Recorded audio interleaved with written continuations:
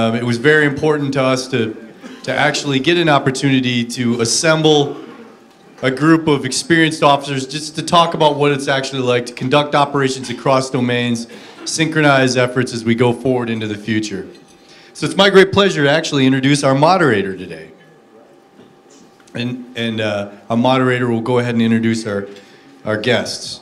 Our moderator today is Colonel Retired Matt Lopez from the United States Marine Corps, formerly. Matt is a senior concept developer at the Joint Staff J7 Future Force Development Branch. And to his great credit, he's a highly decorated Marine Corps combat commander.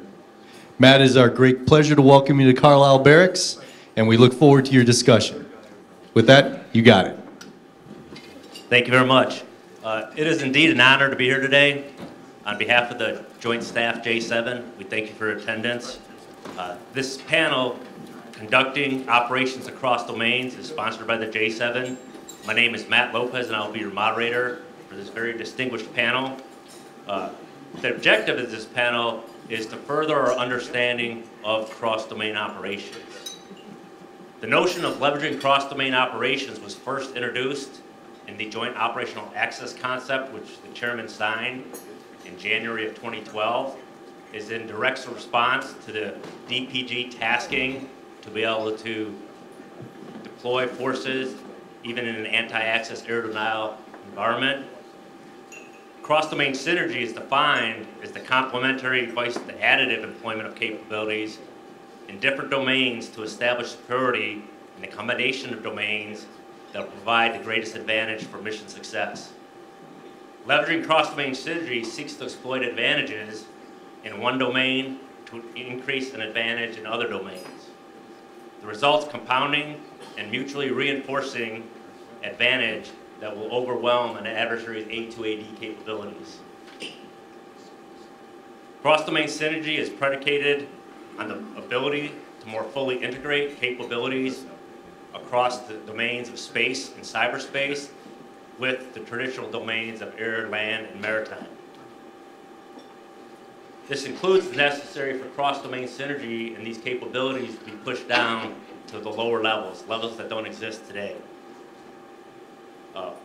Although the term cross-domain synergy may be new, I think the bedrock of cross-domain synergy is found in combined arms operations. I look at cross-domain synergy as combined arms writ large, with an ability to focus on the full integration of the traditional domains and the emerging domains of cyberspace and space. In an A2AD strategy, potential adversaries are targeting those seams between the traditional domains and the traditional service provided capabilities to their advantage. By looking at the problem through a new paradigm of cross-domain operations, the hope is that we will do away with some of those seams and gaps across the domains.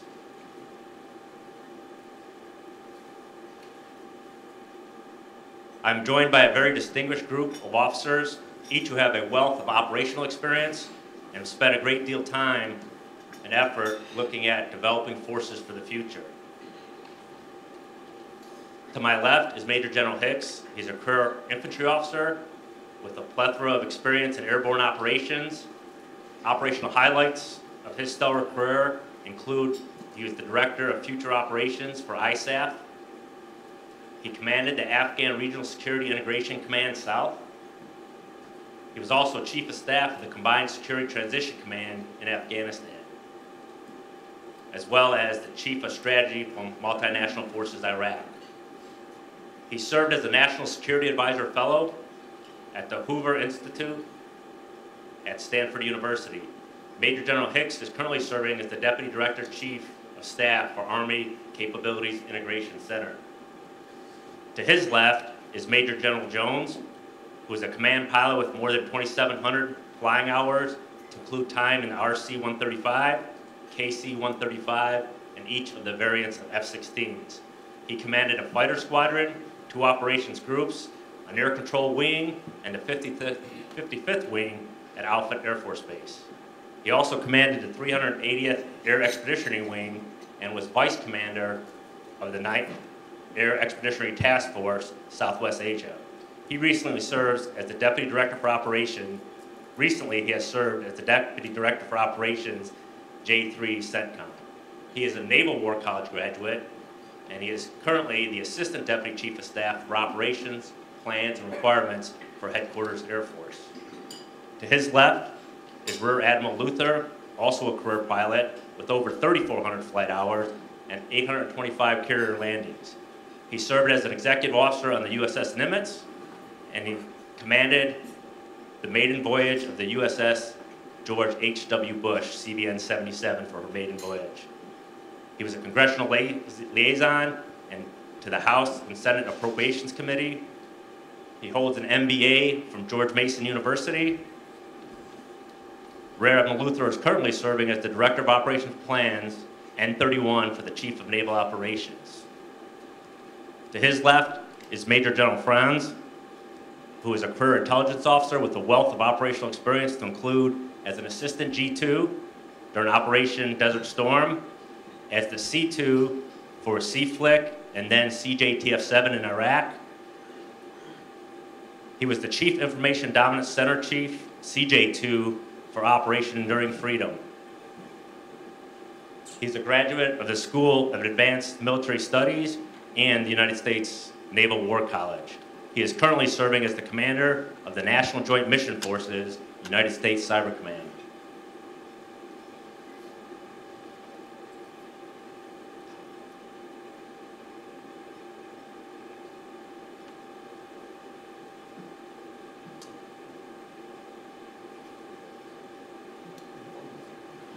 Far left, can't see that part, Colonel Davis.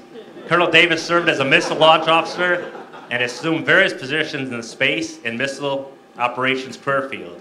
He commanded the 21st Operations Support Squadron, served as the Deputy Commander, 21st Operations Group, as the Commander of Space Operations Group, as well as the Deputy Site Commander for Aerospace Data Facilities East for the National Reconnaissance Office. Also a graduate of the Naval War College, Colonel Davis is currently serving as the Chief of Space and Cyberspace Security Division for the Air Force Deputy Chief of Staff for Strategic Plans and Programs, Air Force A8. At this time, I would like to turn it over to Major General Hicks for his opening comments. Thanks very much, and it's a pleasure to be here. And I'm sorry that Tony Cupola is not here, so I could be lectured about the fact that I am not an Army War College graduate. But I have spent more than one day here over my career, so it feels like home. I want to open briefly by quoting our first chairman, Omar Bradley, who in 1951 observed that American armed strength is only as strong as the combat capabilities of its weakest service. Emphasis on one over the other will obscure our compelling need for American military power commensurate with the tasks in our world.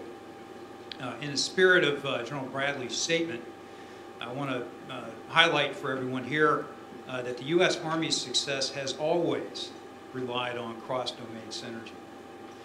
Perhaps our most important victory in the history of our nation was sealed by a successful naval action in September of 1781. So this is not just joint, it's also a multinational, by the fleet of French Rear Admiral Francois-Joseph Paul, the Comte de Grasse, in the Battle of the Chesapeake Capes. Their success, which is portrayed in a print that I shared with a Royal Navy colleague of mine, prevented reinforcement or evacuation of the blockaded forces of Cornwallis and enabled the reinforcement of the Continental Army with siege artillery and French troops, which was decisive, of course, to the siege and then the ultimate victory that secured our independence. If you fast forward to World War II, Army success in Europe rested on the backs of our Navy and Major General Pete Quesada's 9th Air Force, illustrating another of Bradley's observations that only one military organization can hold and gain ground in a war. That's a ground army supported by tactical aviation with supply lines guarded by the Navy. The point of these historic examples, and I'm not going to venture any more in this room because I know there are a bunch of historians who will start calling my cards, is that war has always been a multifaceted affair and has required the integration and a combination, the synergy of every arm that you can. with both sides seeking an edge in whatever direction, whatever dimension, or now domain, or combination therein that offered a decisive advantage. The synergy we need and achieve today is no different, as the TLAM strikes and cast stacks proved in the March to Baghdad, and cyber operations and SOF integration in later fights in Iraq and Afghanistan. But leveraging the unique balance of capability across the joint force is critical to the success of any operation. I just would note that the Army makes its own unique contributions here. In fact, in 1914, Secretary of War Garrison described the Army as America's handyman. And I'd say that's probably an apt description, because we provide a depth and breadth of capabilities that present an almost limitless range of decisive, scalable options across the range of military operations. So I will admit, on occasion, having sourced Iraq twice, that the Army can be a little hard to work with to get those options created. We also provide an understanding derived from our presence among the population and a capacity to integrate the effects created from other domains on the land to compel our adversaries, leaders, peoples, and militaries, the object of our operations, and to make permanent the effects of all domains and deliver on our strategic objectives. And perhaps most importantly, we provide an important contribution to deterrence in the conventional realm, where we keep young Kim north of the MDL and others where they need to be, rather than risking the fact that we might come across their lines and rip them up by the roots. But looking to the future, I would note both challenges and opportunities, and I want to offer 3 observations. The first is the increasing convergence of land and cyberspace domains. And we realized that George was going to be here. It was great to see him. George was the C2 of ISAF Joint Command when I was a future ops, so it was an opportunity for a quick reunion. And the global population. This is increasing the momentum of human interaction and the speed at which events unfold. Google's Eric Schmidt and Jared Cohen noted in their book, The New Digital Age, in the future, revolutions will be easier to start and happen faster, but will be much harder to finish. This demands that we be engaged early and are able to respond more quickly with the right tools to influence those events at the speed at which they unfold, while also being able to act in cyberspace with the same freedom of action that we can in the physical domains, locally and at the speed of war.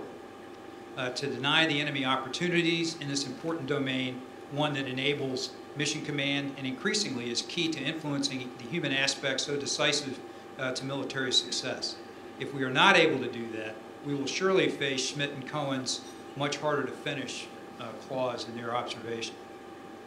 Another area that I think is important to consider is the blurring of traditional separation of operations in the land and air domains that are inherent in how we've conducted air operations today.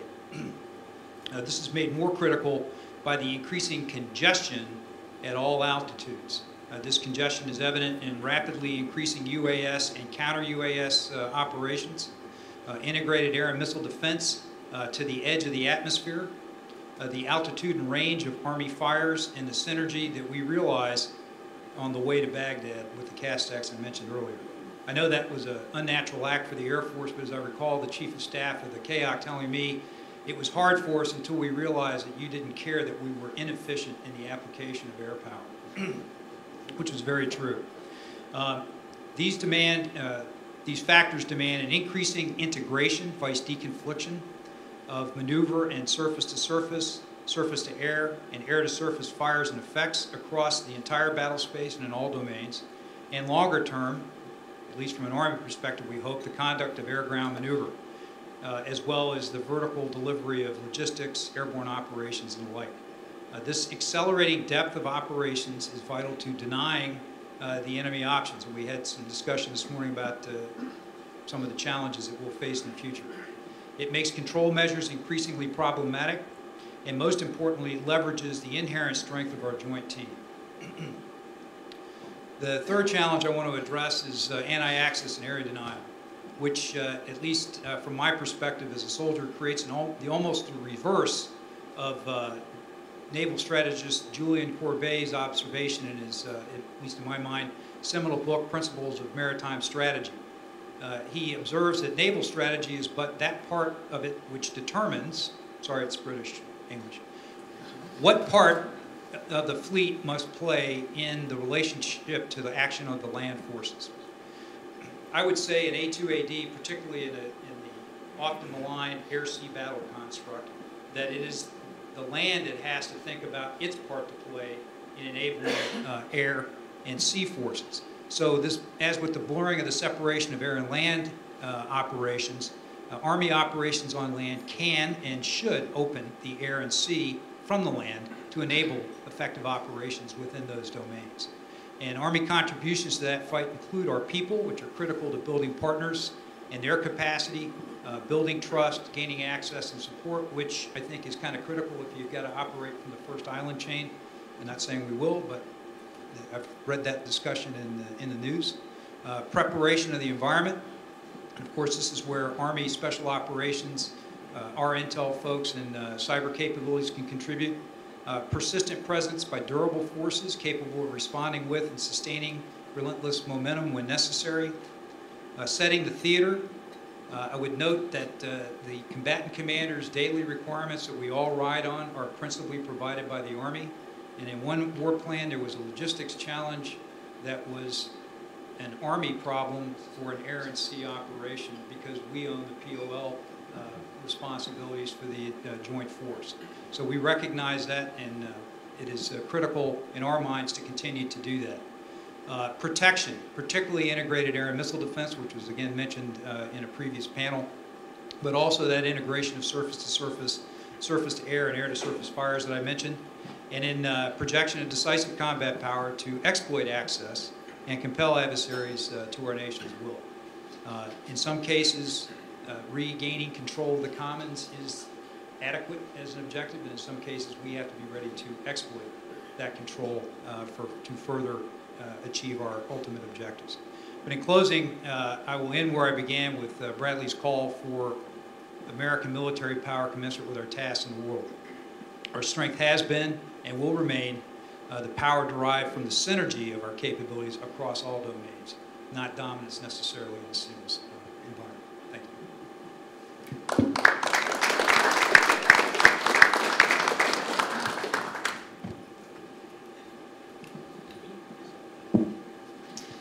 So good morning, good afternoon, and thank you for letting me come up here and engage in this panel with you.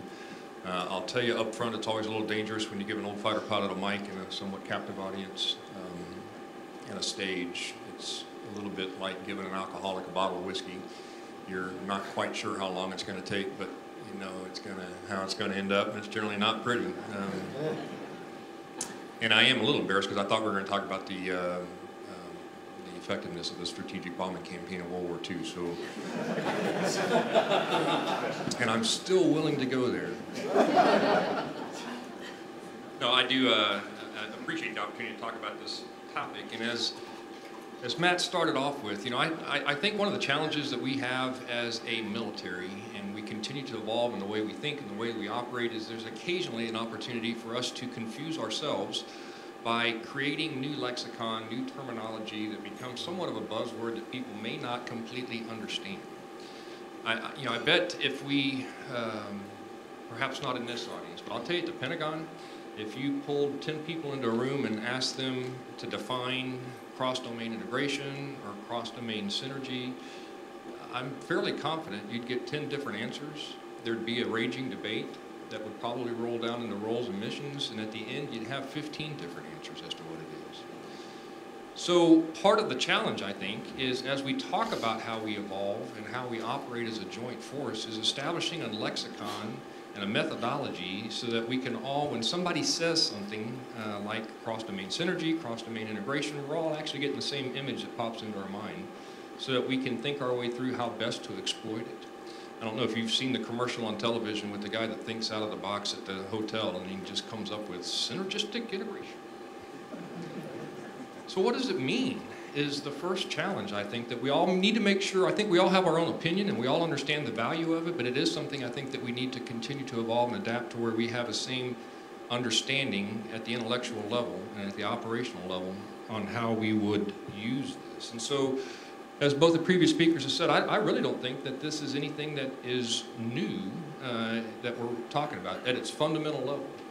This really is making sure that we can, in a joint and coalition environment, make sure that we leverage the strengths and capabilities that are in the primary domains. And there is a little bit of a twist with this new man-made domain of cyber, of thinking our way through how that we will integrate it into our operations. And so I don't think that cross-domain integration or cross-domain synergy is necessarily just another buzzword for joint. We all know that we can do a joint campaign, operate within the same battle space, but not necessarily fully integrate at the joint level, at the operational level of war, to where we're getting the synergy, offsetting strengths and weaknesses to get the maximum effect in the minimum amount of time.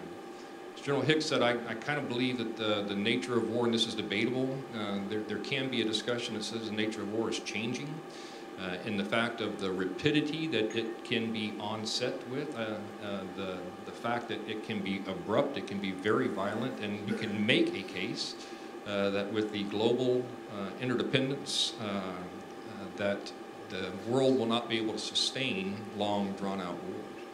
And so perhaps the velocity of war is changing, and therefore how we operate may need to adapt with that. And so I think as we work our way through cross-domain synergy, cross-domain integration, it presents an opportunity for us, if done correctly, to present a somewhat intractable problem to a potential adversary. To truly affect our combined forces, they would need to be able to overmatch us in all 5 domains. Now that's a simplistic way to say that, but we can present opportunities that are not just traditional force-on-force and like domains to see who slugs it out the best. And so done correctly, I think that we have the opportunity to exploit those asymmetric advantages that we may bring to any specific domain and create those positive and potentially cascading effects that will accelerate the attainment of the Joint Force Commander's objectives. And so if we have been doing this fundamentally for years, operating and thinking, as General Hicks said, we have been working and have had great success in leveraging the capabilities of different domains to meet a joint objective. So why now new terminology like cross-domain synergy or cross-domain integration? And I offer that perhaps it's because of our now understanding of an environment that we've not necessarily had to operate for a number of years. I think that our combined forces in the CENTCOM AOR have done extraordinary work. But that was largely a land-centric campaign for obvious reasons in the nature of that battle. And so from an airman's perspective, what we were required to do was not required to be efficient. It was in a permissive environment. To be very honest with you, we could have done that task in a number of different manners. It was, we weren't challenged in the air domain. And so as we now start to think our way through an adversary that studies us as much as we study them, whoever that adversary is, we're not the only ones that understand the importance of professional military education. And I'm convinced that people understand the way that we traditionally fight. And they've seen the success that we bring given the opportunity to fight the way we want to. And so I fully expect that we will be challenged in ways that we've not had to fight our way through in any number of those domains, dependent on the potential adversary that we may be called upon to face. And so, done correctly, I believe what cross-domain synergy brings to the fight is the ability to accelerate that operational tempo along any number of level of effort or lines of effort that the combatant commander may lay out for his force. So, I jokingly alluded to the strategic bombing campaign. From an airman's perspective, typically if we were given a task to be able to reach those deep targets, to go against strategic centers of gravity, or to go against an integrated air defense system to enable follow-on forces to do their task, we typically would approach that from a somewhat linear fashion. We do a package of air power, whether it would be from the Air Force, Navy, but we would line up the EW assets, we'd do suppression of enemy air defenses, we'd find those front things that we had to attack first to open a line to give us access to the strategic centers of gravity, and that took time, and it took effort to be able to impose our will.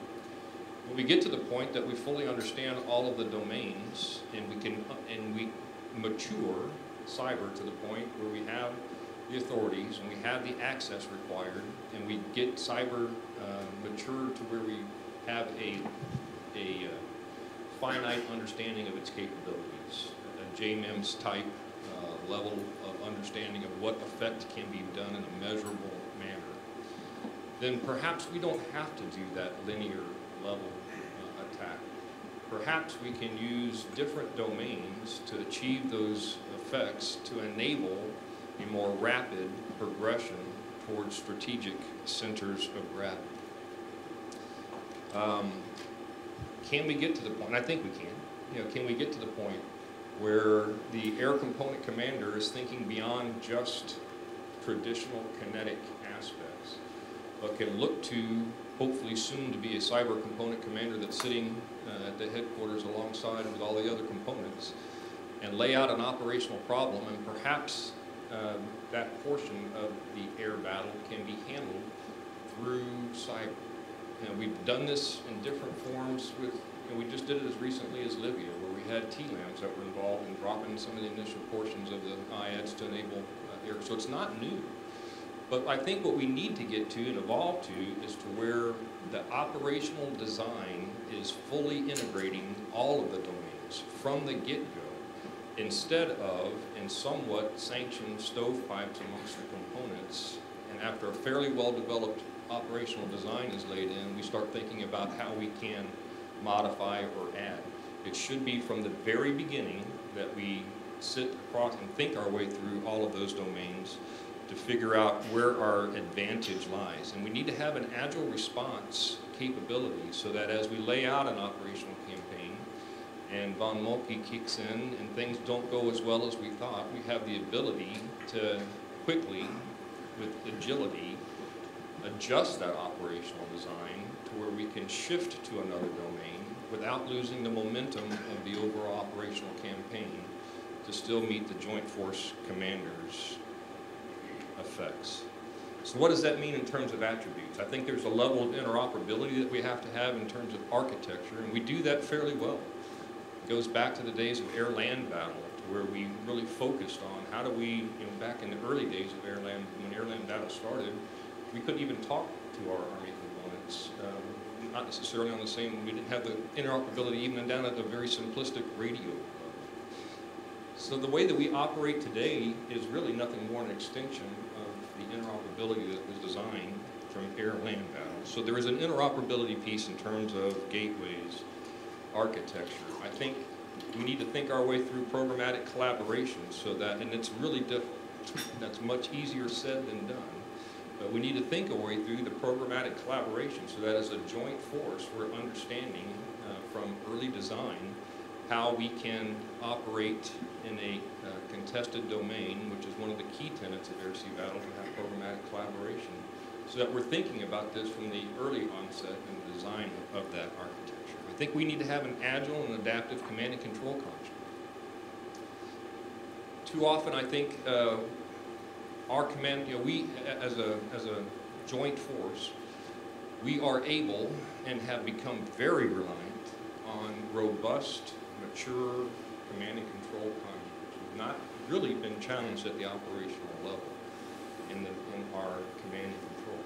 Certainly there's tactical level implications with jamming, but if you think about the operational degradation of command and control, we've been fortunate to not have to think our way through that. So perhaps part of the future thinking needs to be, instead of designing the operational campaign and laying that out and then developing the command and control constructs that can execute it with all of the who's got OPCON, who's got TACON, who's supported, who's supporting. Perhaps it's thinking our way through what we would expect in a contested domain to be reliable command and control, and we understand that at the beginning and we fold that into the operational design to make sure that we do have the ability to rapidly adjust as it goes through. And so this cross-domain synergy, I believe, happens at a number of different levels of the battle space. There's a tactical level of cross-domain synergy, and making sure that people have the awareness of the different domains that are there, and at a tactical level can exploit it. And I think there's also a cross-domain synergy and integration that has to happen at the operational level to enable that adaptive and agile command and control that the Joint Force Commander can leverage to make sure that no matter which domain we may be challenged in, we don't lose the operational momentum of the campaign. We do this daily. When I was the DC FAC at the KAOC, if we worked our way through a time-sensitive target that may have popped up, the first thing that we would do is we had a cell that was designed there at the AOC that would look for what is the quickest way to achieve effects. And that may be taking somebody that was in a cap and diverting them over to that attack. Oftentimes, a targeting solution that we would have developed may have been ATACMS, it may have been naval gun. But the main thing that we did is, as we worked our way through it, what was the operational objective or the tactical objective at that point that needed to be met? Develop a joint, look through joint targeting solutions, determine the proper weapon system to be applied against it. But we had an operational command and control construct that would enable that very adaptive targeting set, whether it was going to the MOC, whoever we had to talk to be able to do that dynamic targeting. So we worked our way through constructs for potential defense of the Arabian Gulf. We were able to come up with an operational command and control design that would take some assets, light gray F-15s that were dedicated to defensive counter-air, because that's the only mission that they could do, and they were on the air tasking order for that purpose. We had A-10s that were focused on, all they really could do was air to ground, so they were focused for a war against sea cats. But we had a number of swing roll fighters, be they Navy or Air Force, that we could put on the air tasking order that were listed as either primarily DCA with a backup of War at Sea, or War at Sea with a backup of DCA. And we developed a command and control construct that enabled X-Ray Whiskey could work through, and if there was somebody that, if they needed additional help, and something was on the ATO as WAS primary, they could pull that immediately. If they needed something that was primarily DCA, they'd coordinate with the AOC, and we could facilitate. So again, I think this whole construct of cross-domain synergy, cross-domain integration is not new. It's simply understanding all of the domains that are out there. I think where we have room to grow is doing all of that integration and thinking through at the operational design, at the onset of an operation, how best we can leverage the strengths or offset weaknesses that may be presented in any of the domains, and then having an operational level command and control that is agile, adaptive, that the Joint Force Commander has visibility to be able to quickly offset any potential challenges in one domain by shifting to another and maintaining the momentum. So, I appreciate the opportunity to talk with you. I think it's a fascinating area for us to continue to think our way through, and one that I hope at some point we get past synergy integration, and we understand and we come to a common lexicon so that across all of the components and with our coalition partners, we can continue to develop a way that we can meet combatant commanders' objectives in the most efficient, effective manner. Thanks.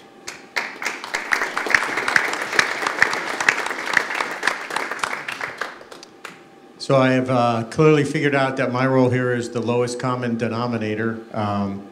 I will pass my compliments to the president of the Naval War College that the first example given at the Army War College was by a graduate for the naval battle there with Yorktown, which I had to line off of my comments here.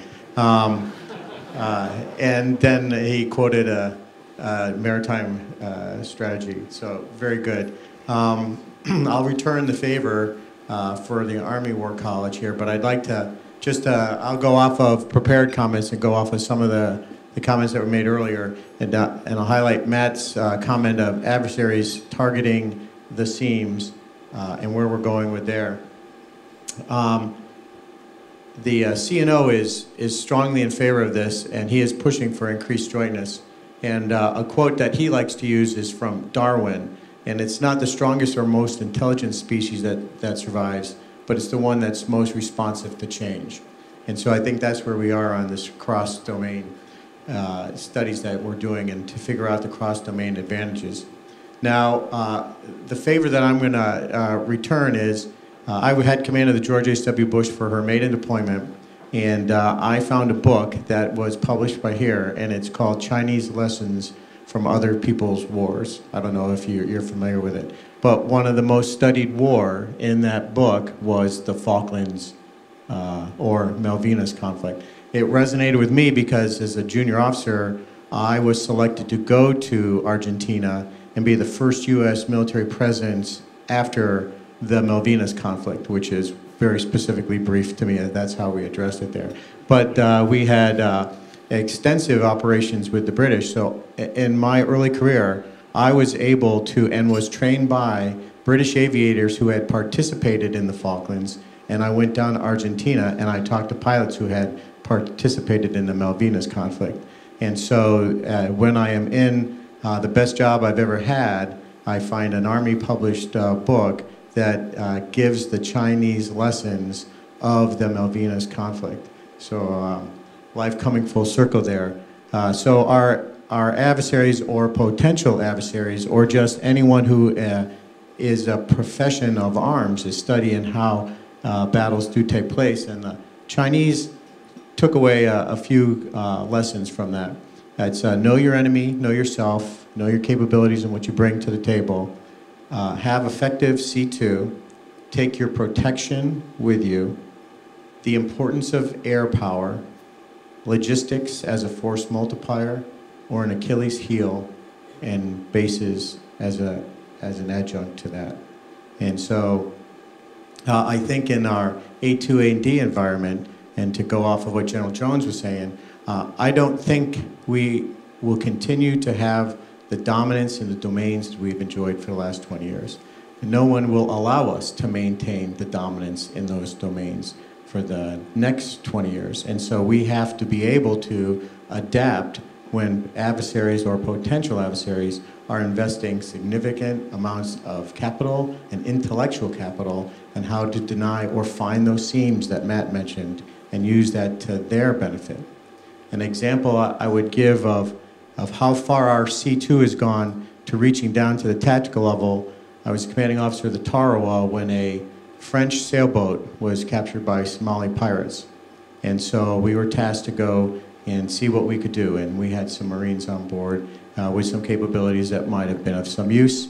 And so I used the curvature of the earth, and the sailboat was had a very high mast. So I could see the top of the mast, they couldn't see me. And so I just was trailing it using the mast, and the phone rang next to my chair on the bridge, and it was the senior French military official who was in charge of the operation, preparing to chastise me for getting too close to the sailboat, but then proceeding to direct how I was to execute until he could get his forces there.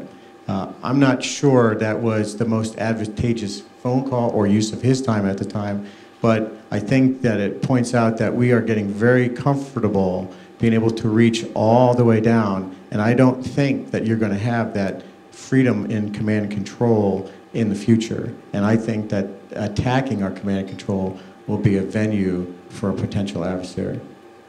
So where do I think in the cross-domain advantages, where do we, in the tactical level, I think, as has been mentioned, it's not been new, the cross-domain. We've done it for years.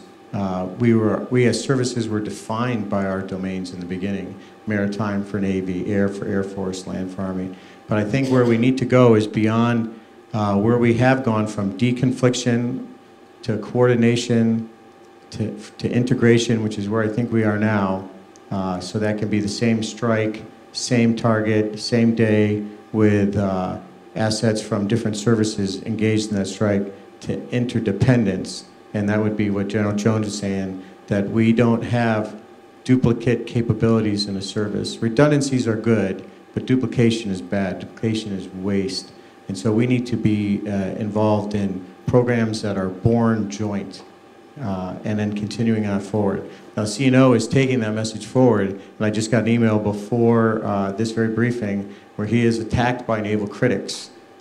We have the demand signal for 450 ship Navy. We're nowhere near a 450 ship Navy. The CNO's response is the way we can answer the bell is to be thinking out of the box and become more joint and more interdependent so that we can answer these combatant commander requests, because we're not going to do it by the Navy alone. And so even our own backers are attacking the CNO for that. So to General Jones's comment, it's a lot easier to say than to do, but it will be the challenge for us going forward. Thank you.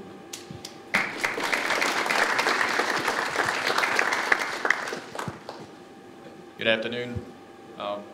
Really glad to be here to represent both Admiral Mike Rogers, who took command of U.S. Cyber Command on Friday of last week, about 30 minutes after he had handed over command of Fleet Cyber, across the parking lot, entered the building. And I'm also here representing, to an extent, Army Cyber Lieutenant General Cardin as a rep, but coming from a joint perspective. So what was in the bio for the last 3 years I've been at U.S. Cyber Command as the Deputy J3 for Operations, and then for the last couple of months as the Commander of the Cyber National Mission Force.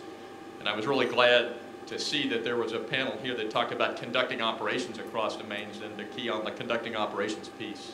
I know there's been a lot of, I'm sure, very deep strategic thought during the week, a lot of great discussion. And the thing we find in the cyber domain, and I'm sure cyber was mentioned by almost every speaker, I would have lost my bet because I would have mentioned every one of the predecessors did, but my partner here didn't mention cyber. I thought he might. But I'm sure everybody talks about cyber, but frankly, a lot of folks, frankly, don't understand what it means or have not maybe defined it as they talk about it. So one of the reasons I'm here is, and one of the things that the commander we talked about this morning was this notion of normalizing, socializing the application of cyber forces capabilities in operational warfighting, again, conducting operations. And there's plenty of platform out there to do that. You know, just in the last year, we have some very good core doctrinal concepts and their joint doctrine. We have some very basic terminology, things that allow us to integrate and operate in a standard terminology. In fact, just last week, a debate amongst some interagency planners and our staff as we were working through developing an execution order. And we try, again, diligent joint staff officers to use joint doctrine, apply it. And so we were discussing a cyber problem, but we were using definitions and applications of things out of Joint Pub 201, Joint Pub 301. And we had some folks who were not military planners say, well, you can't, that doesn't apply. If it wasn't in Joint Pub 312 Cyber Ops, then you can't, that other doctrine, we're not sure it applies to your operations. Of course, we were a little astounded by that and then had to go back and retrain a bunch of fairly senior interagency planners on the notion, yeah, this is an operational domain, and there's more than one book that covers what we're doing. In fact, that's part of our problem, is that we haven't normalized it sufficiently, and we've got a lot of work to do that. So where we're headed, I think, and how this kind of necks its way down to conducting operations. I'll start a little bit at the top, and I'll work my way quickly down through some of the things I think are probably useful to talk about. So the latest QDR, the Quadrennial Defense Review, actually talks about dozens of mentions of cyber in there, which is nice. It's nice advertisement. It actually describes the mission force.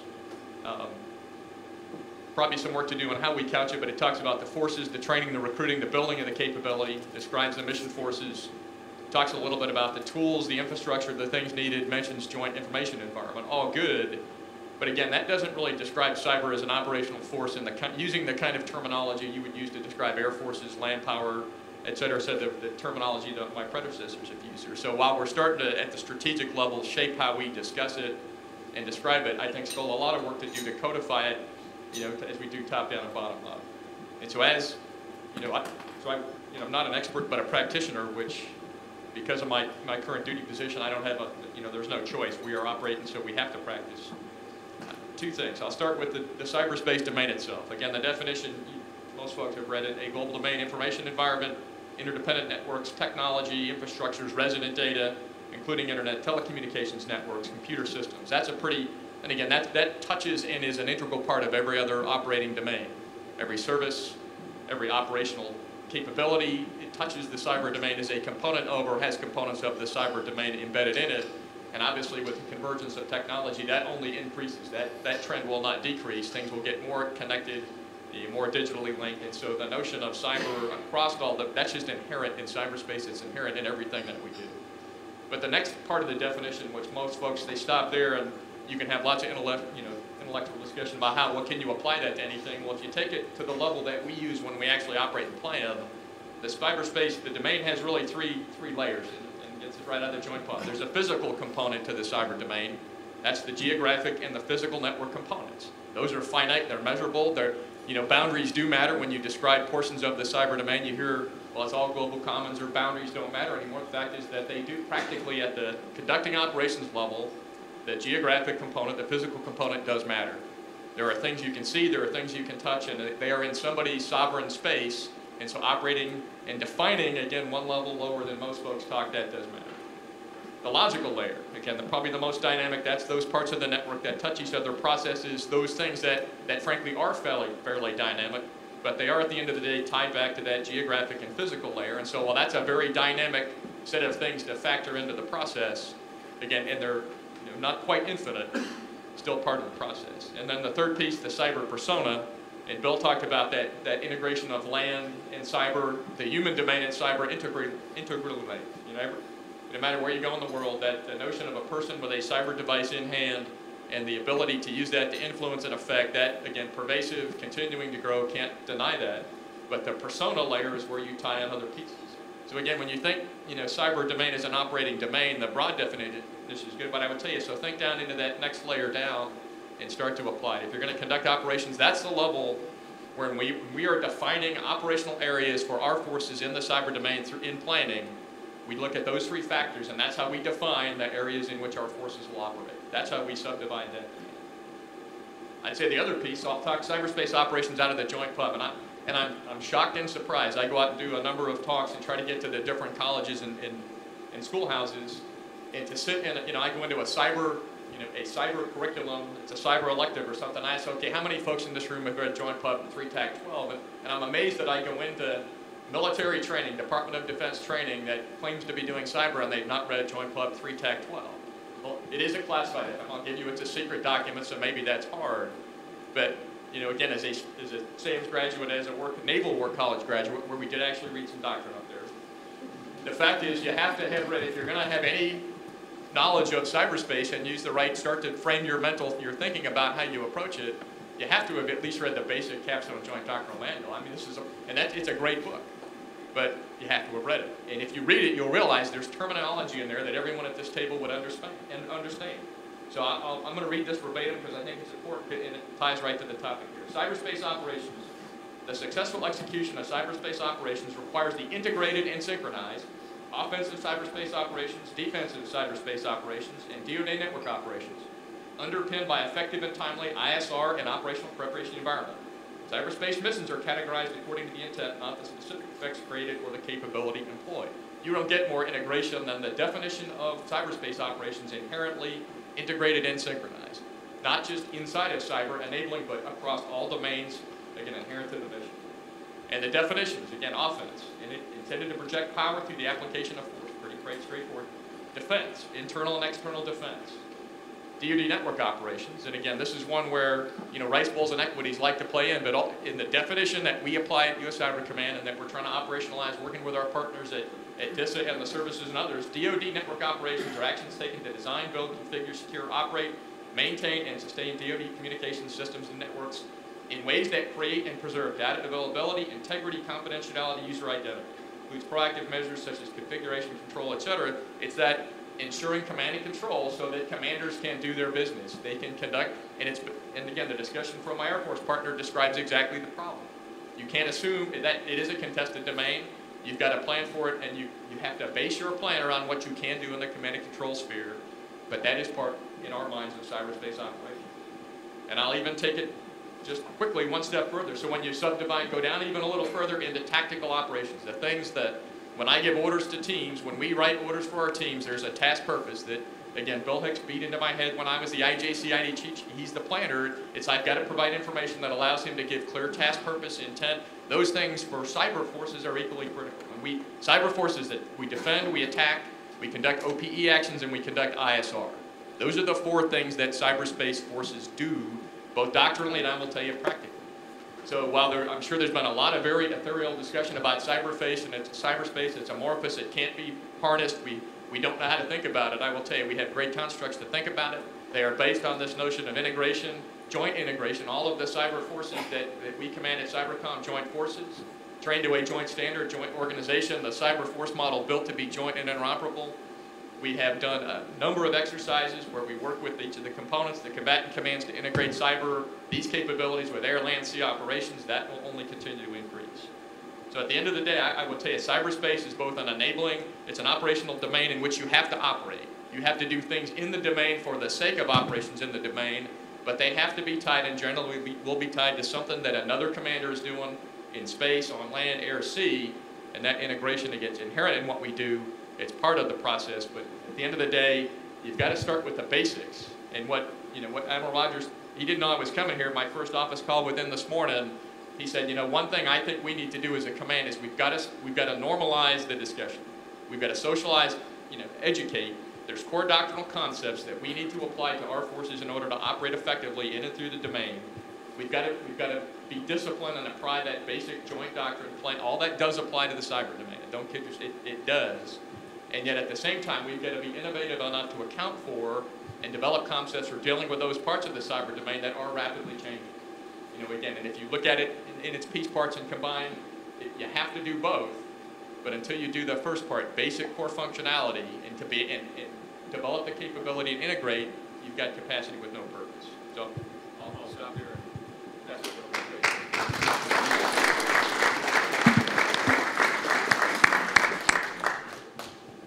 Well, gentlemen, thank you for allowing me to share the panel with you. I'm pretty sure if all of you took a lean to the left by 2 inches, I'd be off this panel. So if at any time you feel that is appropriate, please do so. I want to start off by saying my first call as well as my first email on Monday morning was, what are you doing on Thursday? And so that led me to start putting more thought into cross-domain synergy over the last 3 days than I have probably in the last 20 years. And I thought about that a little bit last night as I was driving home from the Pentagon, and I realized that the reason that is because the Air Force raised me space. Cross-domain has been my existence. So when we start looking at cross-domain synergy and some of the things that it brings forth for this nation and for a joint fight, these are the things that I think space operators started to understand several years ago, and it's now important on how we integrate that into the strategy that we bring forth. So cross-domain strategy is essential to effective warfighting strategy. It's further strengthened by the services, U.S. and our partners' ability to provide viewpoints and capabilities that address our service-specific core missions. But it's informed by years of combined operations, experimentation, and innovation. As General Dempsey pointed out, and when he summed up cross-domain synergy the best, when he said is achieving unprecedented synergy to ensure access to contested battle spaces. As we look at space and cyber, now more than ever, both of those domains are contested, congested, and more competitive than they ever have been. Taking an evolutionary approach to cross-domain strategy, look back at the air-land battle when it advocated for jointness or the synergy that the chairman referred to. It emphasized multi-service integration eventually codified in the 1986 Goldwater-Nichols. That was followed by Joint Vision 2020 and the idea of full spectrum dominance and the premise that the multi-dominant superiority could have significant domain warfighting impact. Now go back to something Matt said with the latest evolution of cross-domain synergy at the beginning when he said that it is the complementary versus the merely additive employment of capabilities in different domains. So as a space or as a cyber warrior, when you think of the complementary now versus additive, it becomes an important aspect for what we need to do and learn about how to integrate that into our operations and strategy. As we're all well, most conflicts are joint, but each force is comprised of domain experts. This expertise is essential to a comprehensive assessment of any operation, but training, TTP, and acquisition must embrace cross-domain application to ensure the U.S. and its allies continue to field the most capable professional force ever to exist. So when I think about what cross-domain synergy means to me specifically is, as I think of that as a space operator, really the short answer is it means opportunity. It's the opportunity for our space and cyber experts to have a great impact on the joint fight. It gives them more opportunity to not just lead and share their wealth of experience, but the opportunity to gain new perspectives. This will be a critical element in overcoming the A2AD challenges that lie ahead. It also means that we need to focus on integrating operations with planning. Space and cyber operations planners must have peer advocacy in joint planning and joint targeting process, because almost every aspect of military operations, no matter how large or small, involves space and cyberspace systems in some fashion. Space enables cyber, cyber enables space. A failure in one domain can significantly affect the other. In addition, it means we must understand how to synchronize with all operations. General Jones pointed out the unity of command. We need a revised C2 structure, incorporates and deconflicts space operations and cyberspace operations with all other operations across the DoD missions, and enhance our military phases of conflict. Offensive and defensive actions must be synchronized with operations in other domains in order to produce optimal effects at minimal cost and risk. Additionally, space and cyber domains are increasingly contested and congested, as I mentioned before. In both cases, we need to consistently revisit our ROE for defensive and offensive activities in this domain. And finally, is multinational ops by default. As we continue to find ourselves in engagements around the world, we must realize that everything is going to be unilateral, and we need unilateral options. We must synergize with our partners and allies across these cross-domain and recognize their contributions.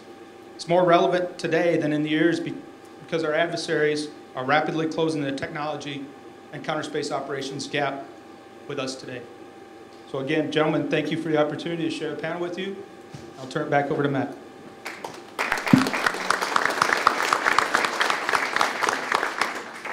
Thank you very much, gentlemen. I think we have time for one or two questions.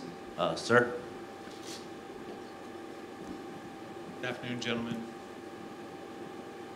Good afternoon, gentlemen. My name is Lieutenant Colonel Rob Gleckler. I work on Joint Staff J5. And my question is regarding when I think back to if we didn't have, what's our go-to-hell plan?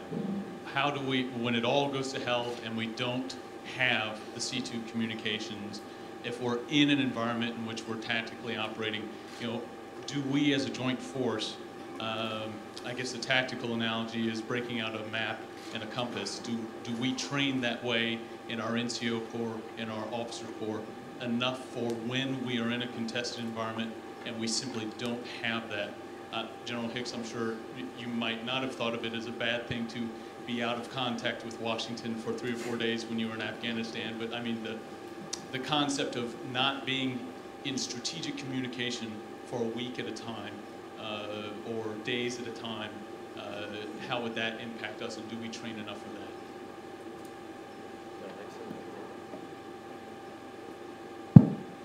Yeah, just briefly, I think it really gets down to this issue of mission command at the end of the day, and operating with an intent.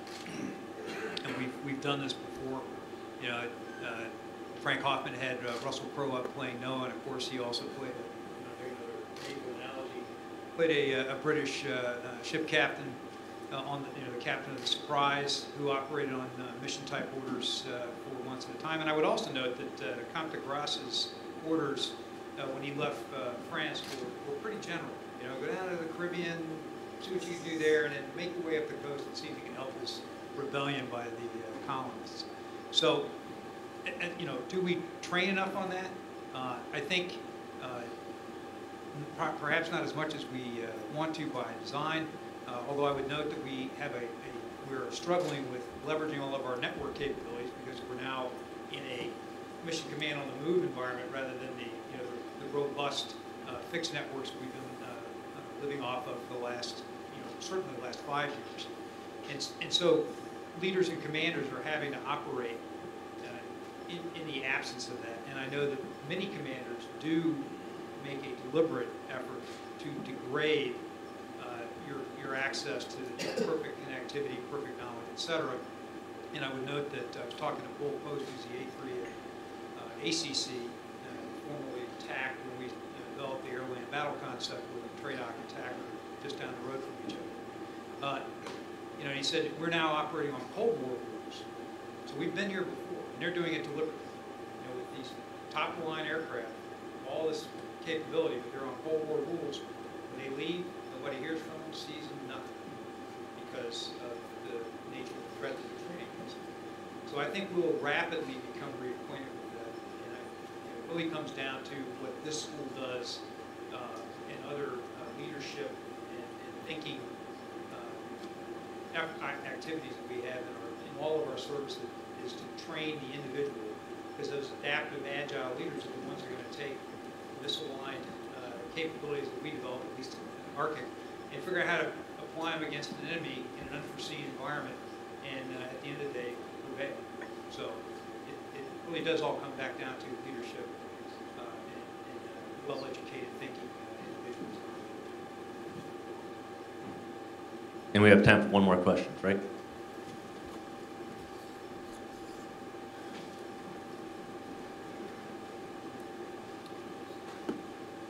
Hey, thanks. Frank Luster, I'm a training advisor with the Navy, and I will admit I have not read the concept, so I'm taking a little risk in asking this question. But bottom line is this definitely seems like a top-down concept, and when I think of integration at the current domains, it's really at the tactical level where we've been able to achieve a lot of success. So the question really gets down to what's the lowest form, or are we looking to push the integration of this domain? So the real question that kind of goes in it's addressing training too, and how do we train at the tactical and operational level, is what are the services addressing, how are the services addressing the tactical and operational training requirements for domain integration? And then there's a second question that gets to some of you with experience, like Major General Franz. What are some of the challenges that have come out in experimentation with this concept? Again, so I think of the service-specific things, something like in order to do the integration of air and land, we have a 29 POMs and NTC. So if the folks in uniform, and even you, Matt, you can just kind of give an idea, are we pushing this down to the tactical level? Am I going to have a tactical call for fire, for cyber, and how are we building that training framework to do that? For not having read the conference, I think you should buy everybody's lunch today. Major General Franz, would you like to answer that? So I'll give a partial answer. Now speaking more representing Army Cyber. So they've got the task to integrate, you know, again, based on this fundamental down to the brigade combat team and lower level. And again, Bill Hicks's folks are working on the concepts because there's not purely and complete concepts to do that.